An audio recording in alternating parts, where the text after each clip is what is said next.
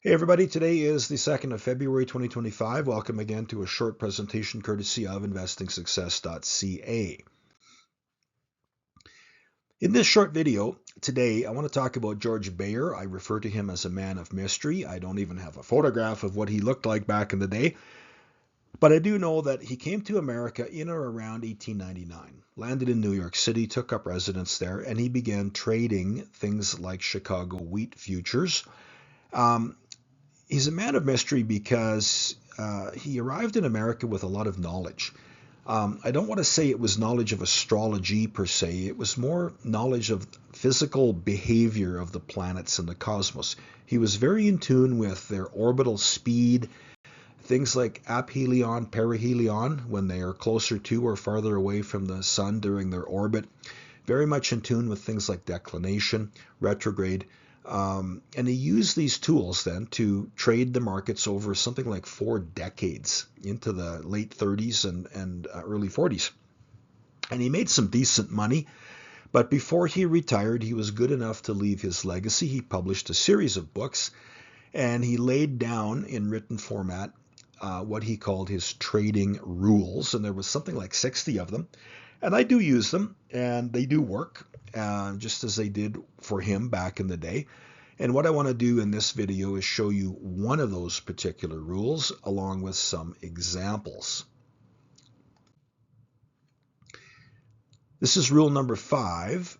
And by the way, this material is part of a larger lecture that I submitted electronically this week to the organizers of the United Astrology Conference in the US.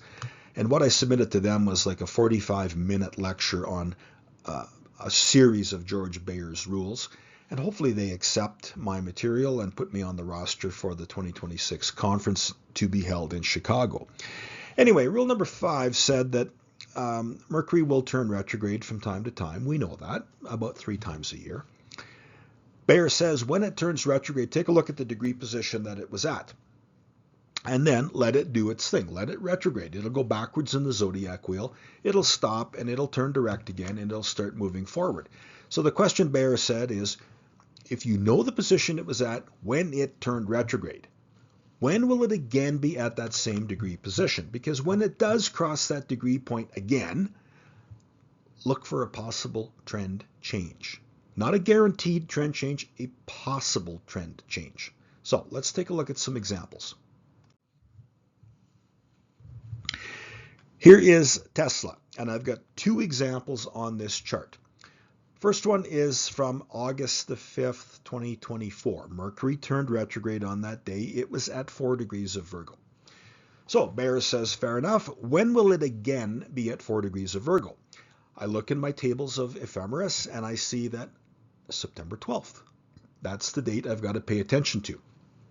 So what did Tesla do during the retrogradation of Mercury? Well, it went up in price. It gave some of that back. It went up again, but you see, if you look on the left-hand side of the chart, it's bumping up against this resistance level that I've got illustrated by the blue line. Now, September 12th comes along. Still can't get above that resistance. Look what happens a couple days later. Just as rule number 5 suggests, yeah, there's a trend change. And now the price of Tesla gets above that resistance and it has a little run. Goes from about $228 to $262. For a short-term trader who maybe had, 100 shares on margin, yeah, that's a nice little bit of money on a trade. How would that person have known when to get out of the trade? Well, you would look at something like a stochastic. It's an oscillating indicator indicative of the trend. And you can see that, yes, the price of Tesla did rally for a bit and it started to roll over. And as it did, the stochastic started to roll over. That's your clue to get out of the trade or to set a very tight stop loss. Now, Mr. Bayer in his day didn't have stochastics. He didn't have computer programs. I don't know how he measured the trade, but he did. He never really talks in his written material about how he discerned the changes of the actual trend. Another example is in November. Mercury's at 22 Sagittarius. It turns retrograde. We know that it's going to be at that degree point again on the 3rd of January. So what did Tesla do in the meantime? Well, it went up. It gave back a big chunk of its gains. And then look at what happened precisely on January 3rd. I mean, the price is coming down, down, down, down.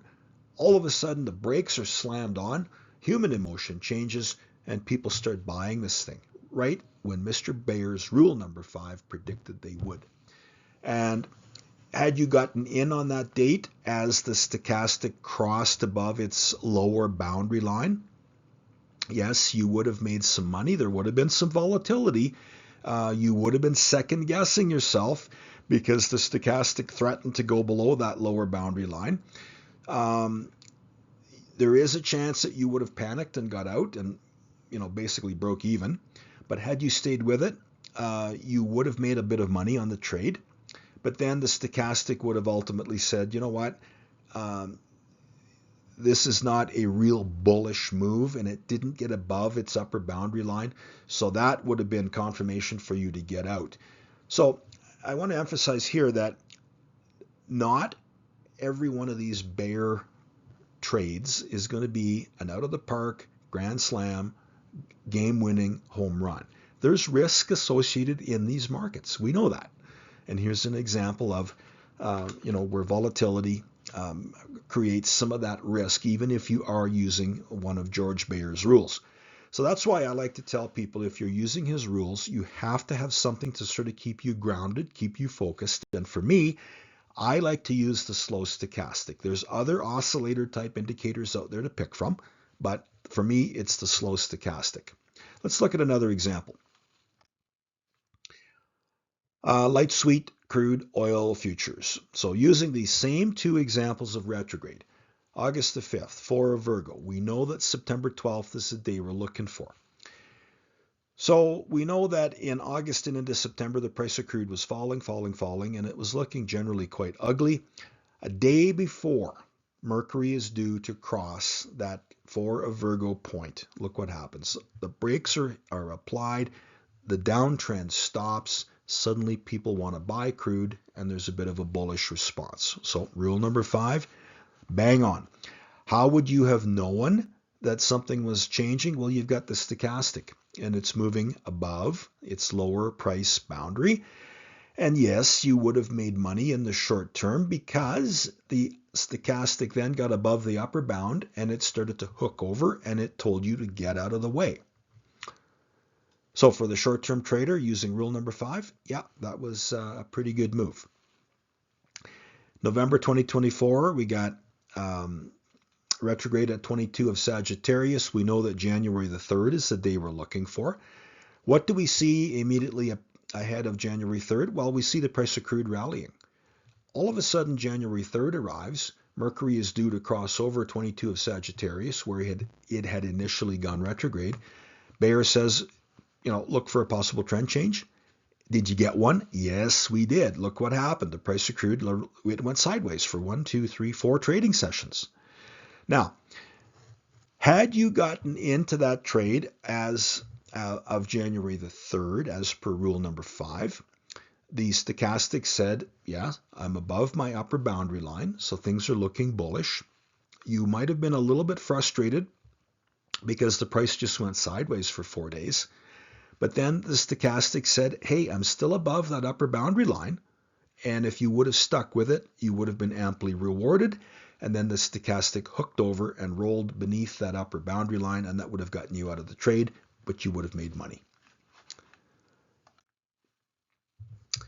Here's an example of wheat futures, again, using the same retrograde events.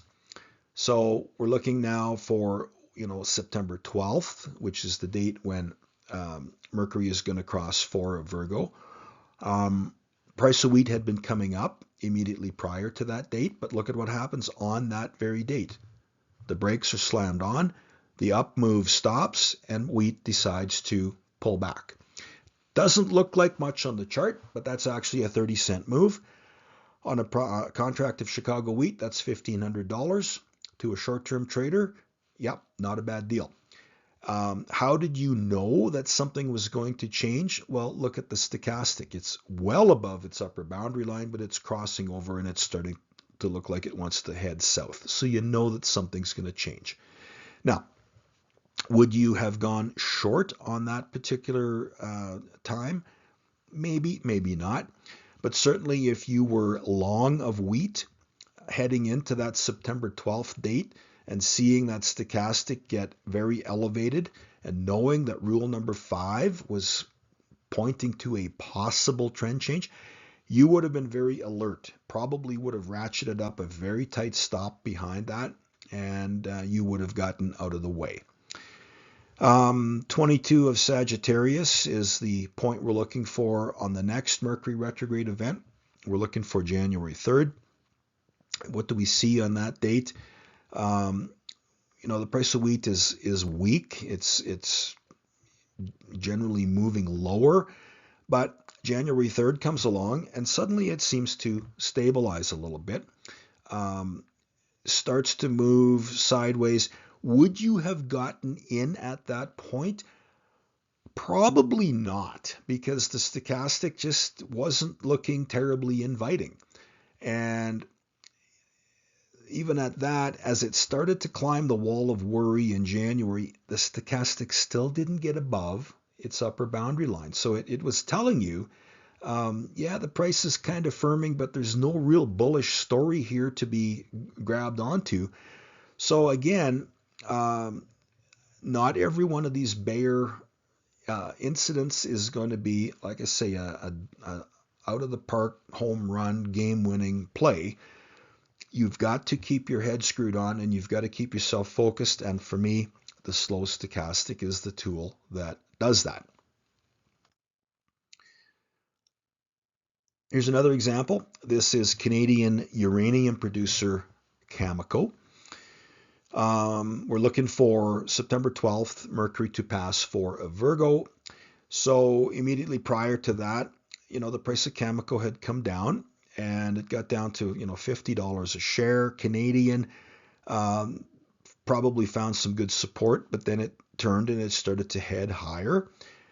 But now September 12th comes along. Mercury recrosses that for a Virgo point in the zodiac. Bear says, look for a possible trend change. Yeah, 1, 2, 3. It looked for 5 days, almost 6 days, arguably. It just went sideways. Didn't do a thing. So, there was a trend change. However,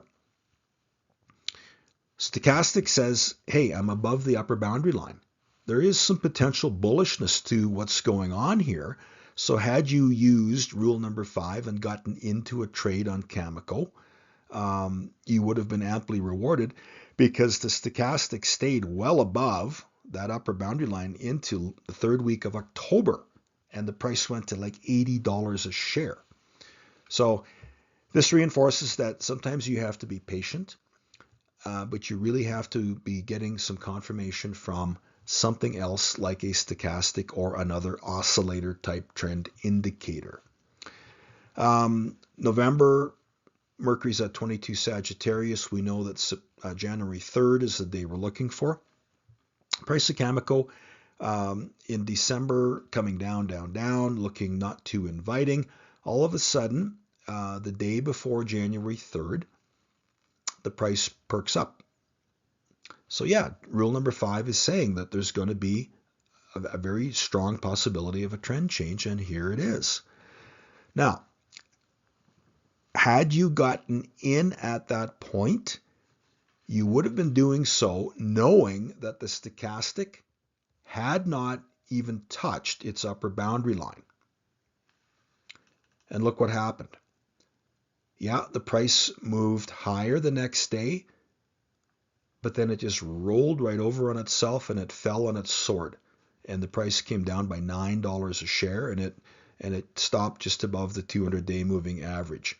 So again, the Bayer rule said, trend change. Yes, there was, but that was not one of these opportunities to knock it out of the park, and the stochastic told you that.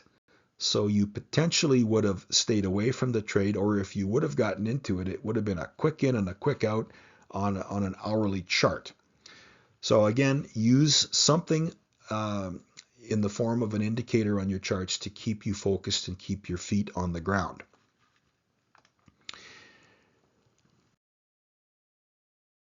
Okay, that's it for those examples. So that's Bayer's rule number 5.